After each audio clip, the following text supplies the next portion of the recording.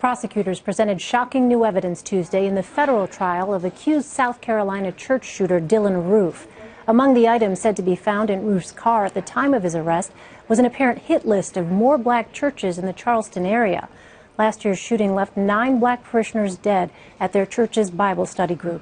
Mark Strassmann is in Charleston. He's been following this trial from the beginning. Mark, what more can you tell us? Very interesting day, Elaine, learning more about the backstory of Dylann Roof, what was his thinking that led up to the shootings, and then his eventual capture and arrest. An FBI agent named Joseph Hamsky was on the stand. He was the lead agent in charge of about 50 agents at the height of the investigation from the night of the shootings. And he paints a story, or a backpage story of Roof as essentially as a 22-year-old 9th grade dropout with no job, no friends, and lots of time on his hands to explore his evolving racist theories. He comes across, according to the FBI agent's testimony, as a self-radicalized racist who spent a lot of time on the internet looking at white supremacist videos, creating white supremacist symbols for himself, white power symbols. And also at one point they introduced a video of that he took of himself shooting targets in his own backyard and reloading quickly, all apparently in preparation for the assault on the Mother Emanuel Church in June of 2015.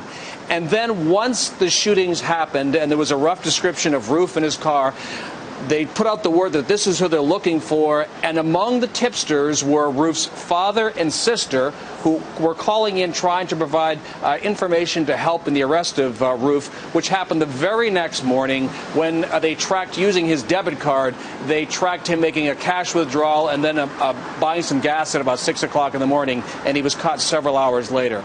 At its height, again, 50 FBI agents were after this very high-profile shooting at the Mother Emanuel Church.